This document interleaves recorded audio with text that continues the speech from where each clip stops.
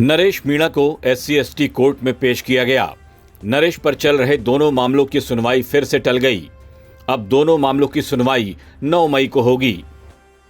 टोंक से बूंदी जेल में शिफ्ट किए जाने पर बोले नरेश मीणा, टोंक की जेल में नरेश मीणा की जान को खतरा था। नरेश ने सरकार पर वादा खिलाफी का आरोप लगाया। नरेश मीणा के समर्थकों से पुलिस की जोरदार बहस हुई। समर्थकों ने नरेश मीणा जिंदाबाद के नारे भी लगाए।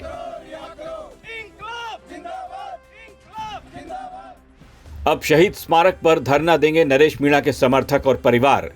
नरेश की रिहाई के लिए अनिश्चितकालीन धरना दिया जाएगा। 15 मई को जयपुर में होगा बहुत बड़ा आंदोलन। क्या कहना चाहेंगे नरेश? मुख्यमंत्री जी ने जो वादा किया था उसको निभाना चाहिए। और क्या मुख्यमंत्री जी अपने वादे पे खरे नहीं उतरे? क्या बात हुई? लगता है हमें मुख्यमंत्री जी ने 30 मार्च का टाइम दिया था, आज 5 मई हो गई। अब आगे क्या सोच रहे हैं कि आपके समर्थक क्या कर सकते हैं? मैं तो केस के अंदर हूँ। परिवार से बात तो होती होगी। हाँ, 5 बजे जो वादा किया था उसको निभाना चाहिए। मुख्यमंत्री जी ने कहा था मैं 23 मार्च को छुड़वा देंगे। यहाँ मेरे को जाने का खतरा था टोंक जेल में। यहाँ हथियार उपलब्ध है टोंक जेल में। नाम बता दें आपका?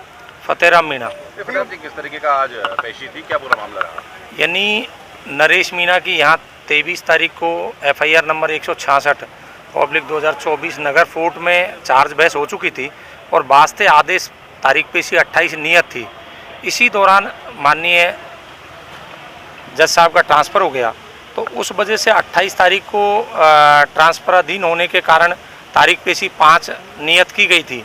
चूँकि आज दिन तक पुराने अधिकारी रिलीव हो गए और नए अधिकारी ने ज्वाइन नहीं किया, तो जो FIR नंबर 166/24 और 167/24 दोनों जो FIR में यहाँ वास्ते चार्ज बहस हेतु नियत है, और जैसे ही माननीय न्यायाधीश महोदय ज्वाइन करेंगे तो चार्ज बहस होगी। क्योंकि ये बात आपको सभी को विदित है, नरेश पर एक भी व्यक्तिगत मुकदमा नहीं है। नरेश ने जनता हित में कभी भी जो यूनिवर्सिटी से लेकर के आज दिन तक के उनके खिलाफ जो भी मुकदमे हैं वो सारे सार्वजनिक हित के हैं, यानी पर हित के हैं। उनके खिलाफ व्यक्तिगत मुकदमा एक भी नहीं है, और उनमें से अधिकतर में वो करीब 15 मुकदमों में बरी हो चुके हैं। अभी थोड़े दिन पहले जयपुर से एक मुकदमे में बरी हुए हैं, वो भी 2004 का था। इससे पहले एक मुकदमे में बरी हुए और कुछ सरकार ने विड्रॉ कर लिए थे। तो इस तरह से अभी नरेश के खिलाफ जो मुकदमे थे उनमें से अधिकतर मुकदमे फैसल हो गए, कुछ मुकदमे पेंडिंग है, वो भी सारे मुकदमे जनहित के हैं। नरेश निश्चित रूप से एक विचार है, विचारधारा है, जनता की आवाम है। नई तारीख क्या दी गई है? नई तारीख 9 तारीख दी है। 9 मई को शायद जज साहब ज्वाइन कर लेंगे, 9 या 8 को, तो उस दिन चार्ज बहस होगी। एक पे जमानत अर्जी पे फैसला होना है और एक पे चार्ज बहस होनी है। नहीं सर, दोनों ही यहाँ चार्ज के लिए है। जमानत अर्जी माननीय उच्च न्यायालय के यहाँ हमने पेश कर रखी है, लेकिन यहाँ चार्ज के लिए नियत है।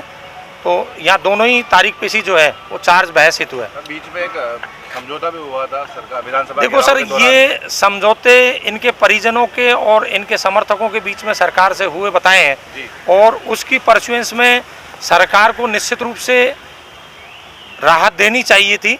और समय क्यों लग रहा है ये मैं नहीं बता सकता, क्योंकि सरकार के और इनके बीच में, इनके परिजनों के बीच में इनके पिताजी और ये गए थे, और वहाँ इनके मध्य जो वार्ता हुई तदनुसार, चूँकि परिजन बताते हैं, CM साहब ने ये कहा था कि साहब आप भी सरपंच हो, मैं भी सरपंच रहा था, और किसान का बेटा है, ये कोई अपराधी नहीं है। और निश्चित रूप से जो घटनाक्रम वहाँ रात को समरावता में हुआ था वह दुर्भाग्यपूर्ण था, और उसके लिए जो पीड़ित है उनको मुआवजा देंगे, और नरेश को और उनके जो समर्थक थे उनके खिलाफ जो मुकदमे लगे हैं उनको वापस लेंगे। इस तरह की इनकी वार्ता हुई बताई, और तदनुसार जो अनुसंधान अधिकारी है उसके पास में ये अनुसंधान 173(8) में विचाराधीन था, और उसमें उन्होंने पूछताछ करके और मुलजिमों को और जो पीड़ित थे उनको पीड़ित प्रतिकर सहायता राशि भी सरकार ने सैंक्शन की है, जो करीब 30 लाख के आसपास है। तो निश्चित रूप से कहीं न कहीं ये बात तो पूर्ण रूप से स्पष्ट है कि उस दिन जो घटनाक्रम हुआ था, नरेश ने कोई प्रीवियस मानसिकता से या उसमें नहीं था, सडन प्रोवोकेशन था।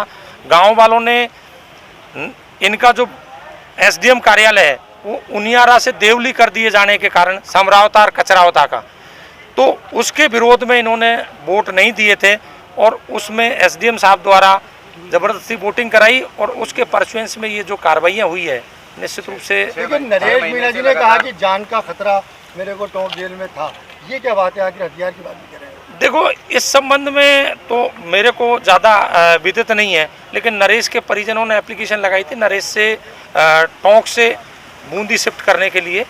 अब उसके पीछे रीज़न क्या था ये मेरी जानकारी में नहीं है, लेकिन आज जैसा आपके सामने कहा उस तरह की कोई बात हो तो प्रशासन ही बता पाएगा सर। इसके संबंध में मेरे को जानकारी नहीं। नरेश मीणा लगातार 6 महीने से जेल में है, लगातार अलग अलग मुकदमों में उनकी पेशी होती है, क्या उम्मीद है कब तक नरेश मीणा बाहर आ पाएंगे जेल से? देखो, निश्चित रूप से बाकी के सारे मुकदमों में नरेश बेल आउट है, केवल 2 मुकदमे हैं, FIR नंबर 166 और 167। ये 2 के अलावा और किसी में ना तो उसकी गिरफ्तारी शेष है और ना ही वो किसी में बिना बेल पे है। तो इन 2 में भी निश्चित रूप से चूंकि को एक्यूज जितने भी थे, सिमिलर फुटिंग को एक्यूज 167 में थे, सबकी बेल आउट हो गए। इवन दो एक को एंटीसिपेटरी बेल भी मिली थी, तो उस स्थिति में नरेश का उनसे बेटर फुटिंग पे केस है। तो मेरे सामने जल्दी 10-15 दिन में माननीय न्यायालय उसको संज्ञान में लेकर के और बेल देगी। नरेश का भी सेम केस है। Thank you sir.